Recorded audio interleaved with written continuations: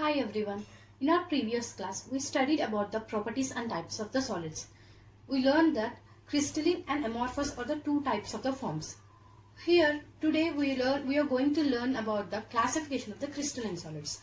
Crystalline solids are further classified into four types based on the force of attractions between the constituent particles. Let's know what are the four types of the crystalline solids. Those are molecular solids, ionic solids, covalent solids and metallic solids. So the molecular solids, the first type of crystalline solids, are again divided into three other types. They are polar molecular solids, non-polar molecular solids and hydrogen bonded molecular solids. Molecular solids.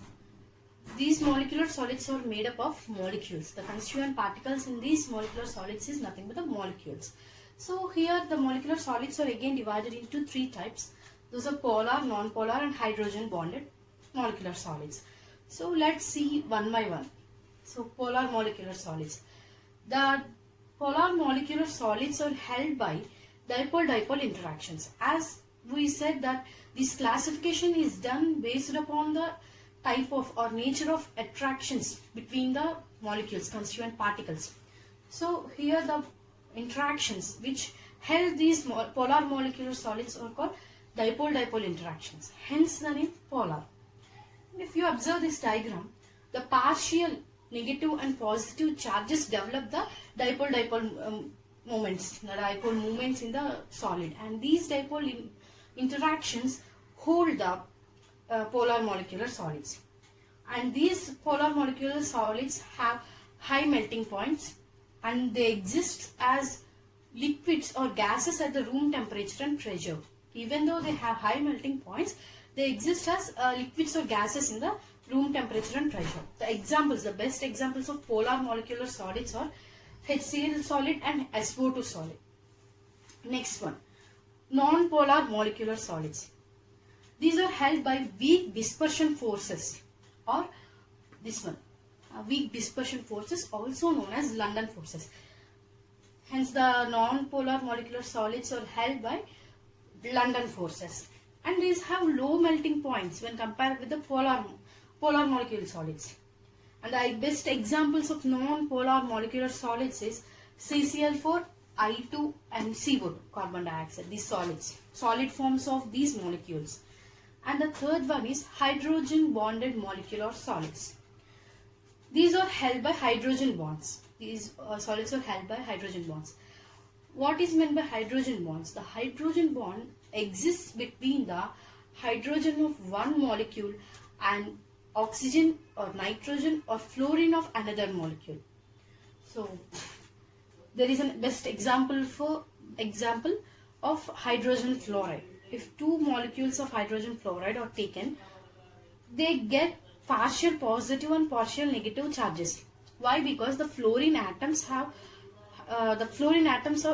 more electronegative than hydrogen. We all know that. So hence the fluorine molecules attain partial negative charge, whereas the hydrogen attains partial positive charge. And when these molecules, the hydrogen fluoride molecules, are attached close to each other, the partial positive charge of hydrogen in one hydrogen fluoride molecule, in this hydrogen fluoride molecule, the hydrogen having partial positive attracts the fluorine, partially negative charge containing fluorine of another hydrogen fluoride atom, and these weak interactions is nothing but the hydrogen bonds. So as the hydrogen can only form bonds with fluorine, nitrogen or oxygen of another molecule or another atom. So hence these hydrogen bonds are the molecular solids which are held by hydrogen bonds are said to be hydrogen bonded molecular solids. These have low melting points, and the best example of these hydrogen bonded molecular solids is H2O. That's nothing but water. The solid form of water is nothing but ice.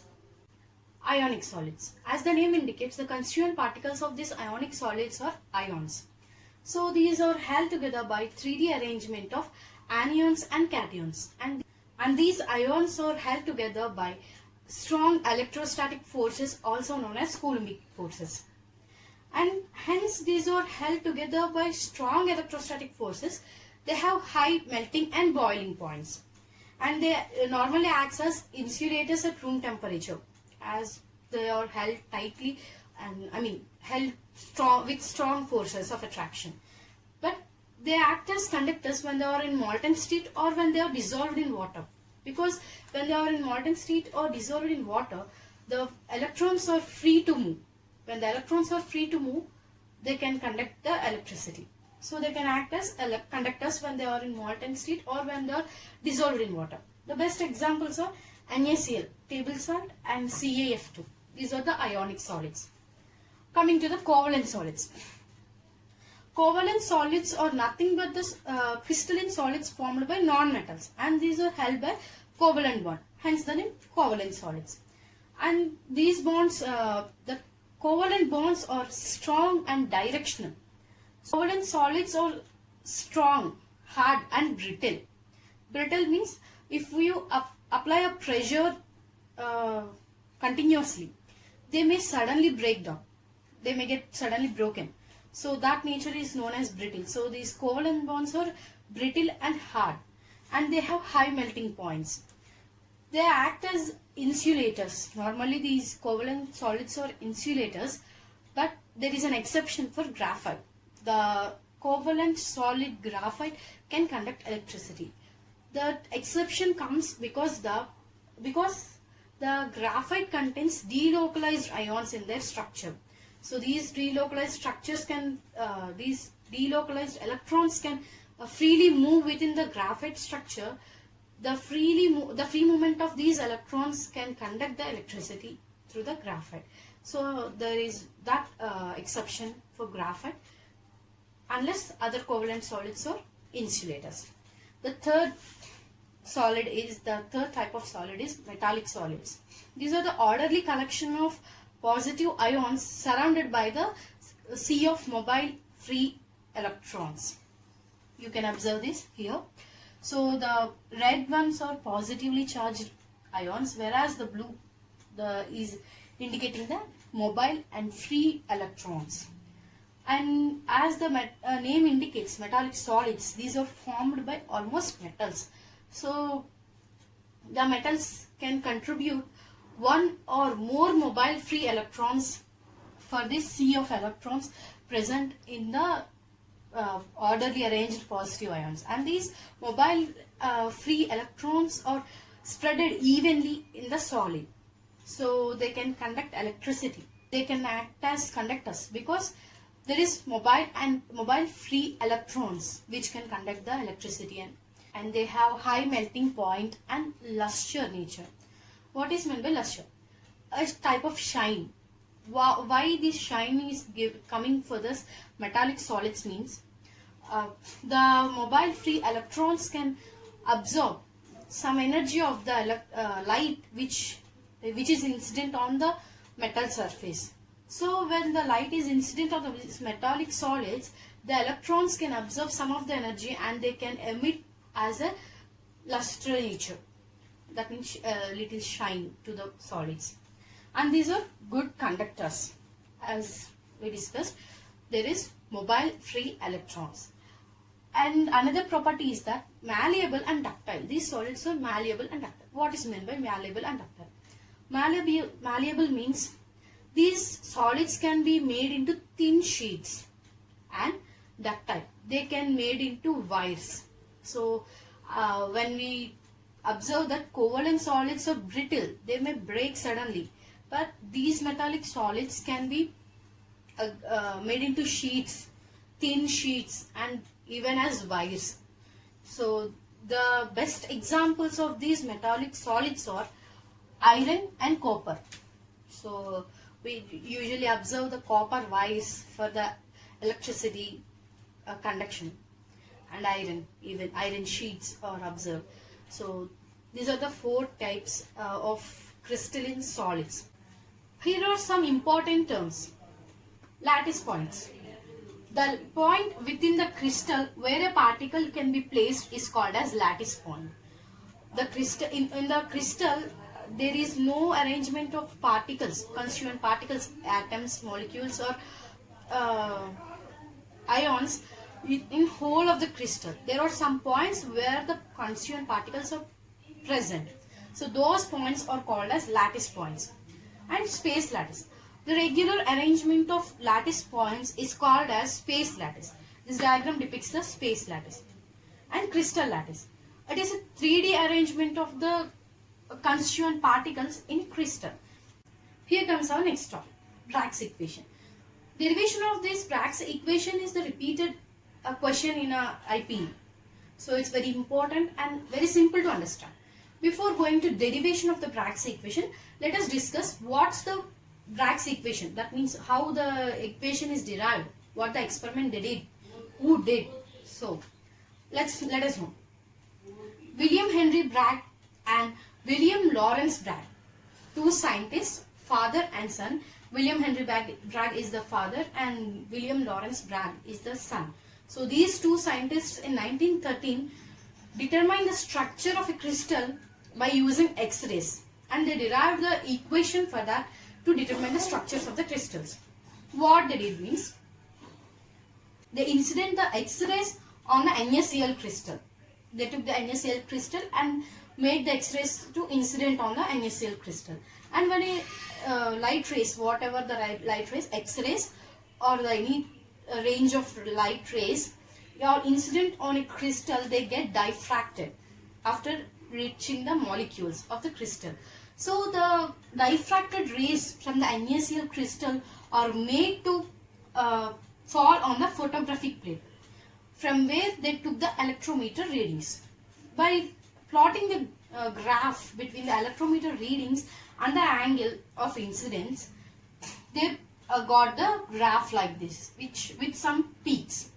So observing that graph and determining the peaks, from that graph they determine the structure of the crystal. So they developed an equation to do so for other crystals also. Before going to the derivation, let's check the phenomenon behind this experiment. Let us take two waves, wave 1 and wave 2, which are going to fall on a crystal. So if you observe that crest and the trough of wave 1 and the crest and trough of the wave 2 are equally aligned. Let me explain crest.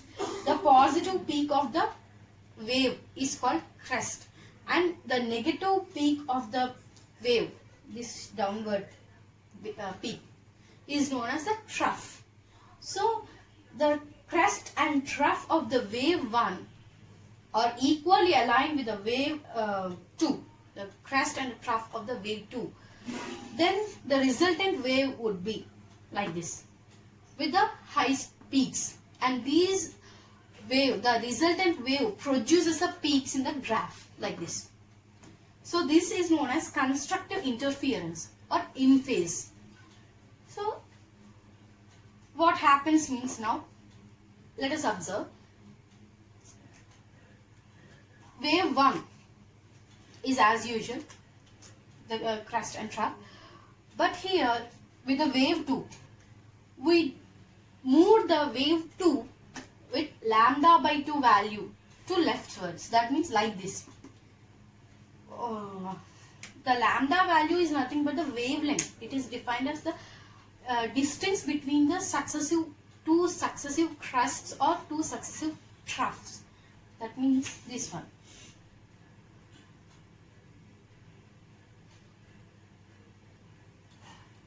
Wavelength.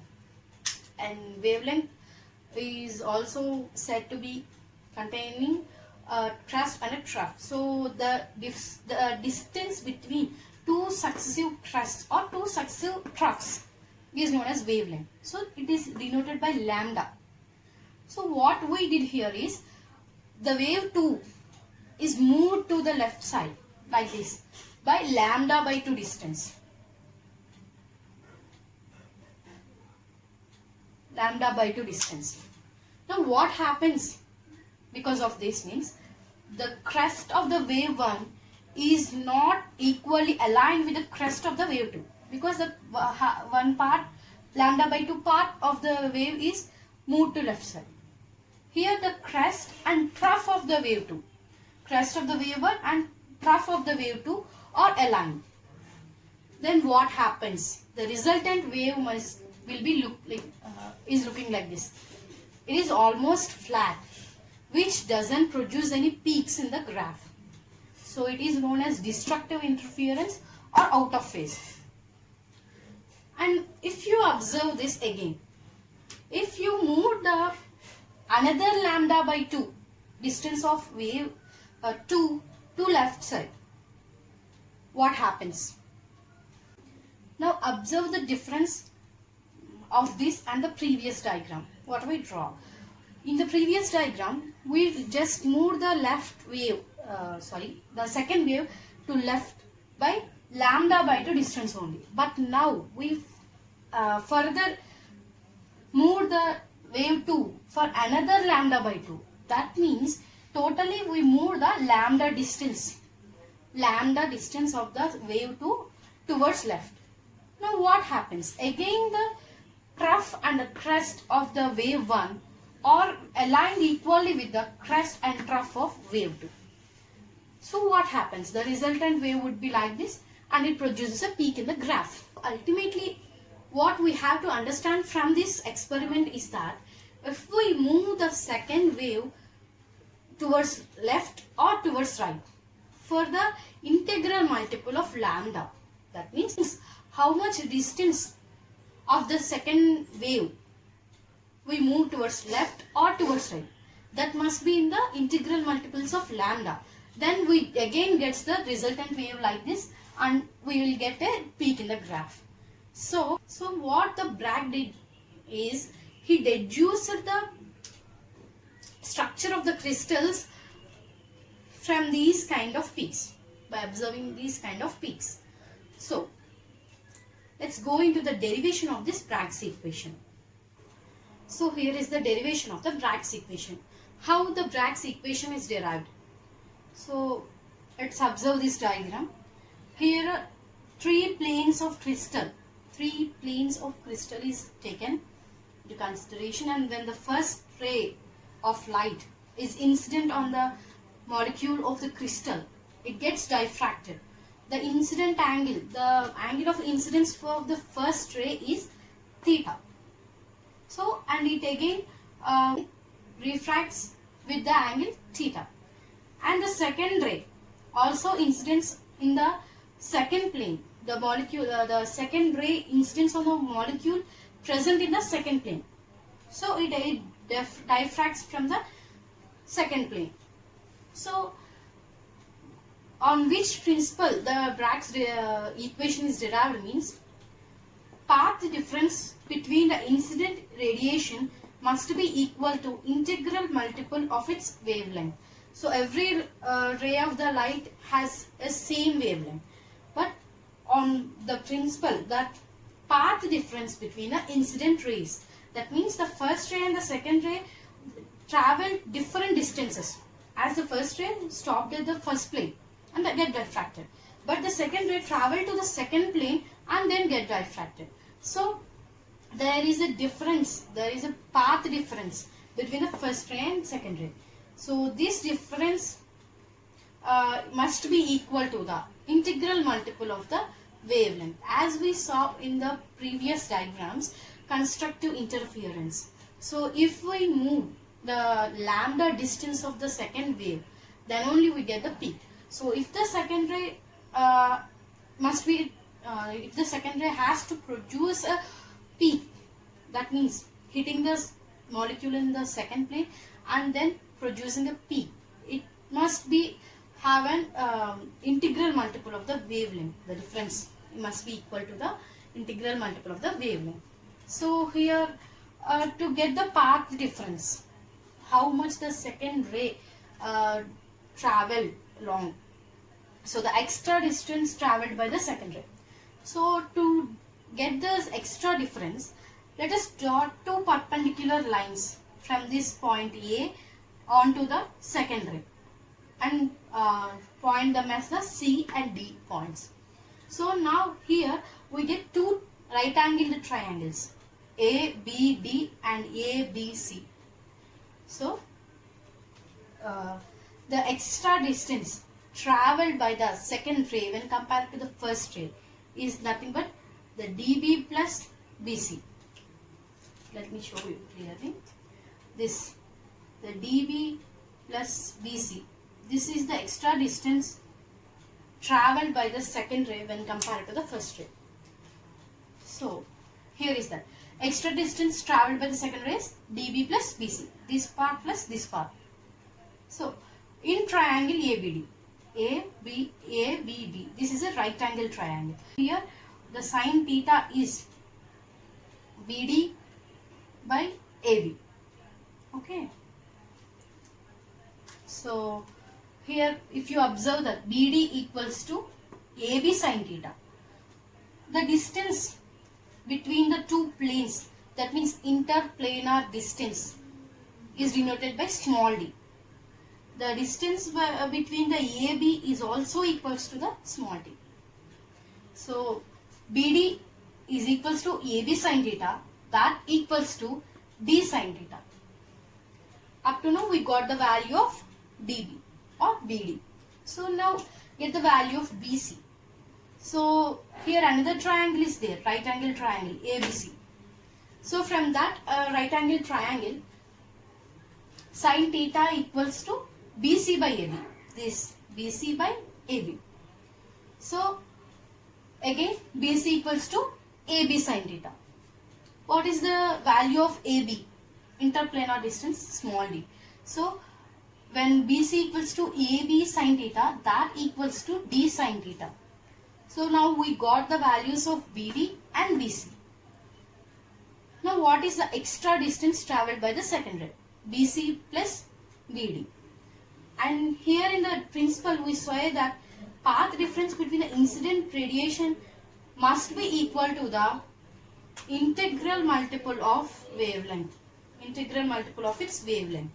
So BC plus BD must be equal to the n lambda. That is denoted here. N lambda equals to BC plus BD. That means what is the BC and BD values? D sine theta plus D sine theta. That equals to n lambda equals to 2D sine theta. It's nothing but the Bragg's equation. So n lambda equals to 2D sine theta. Here n is the order of diffraction, whereas d is the interplanar distance. So this principle is very important for deriving the Bragg's equation. Path difference between the incident rays must be equal to integral multiple of its wavelength. So it's a very important short answer for IPE. So students, if you have any doubts, mention it in the comment box and I'll try to explain it in the next videos. To continue our classes, please stay tuned with us, subscribe our channel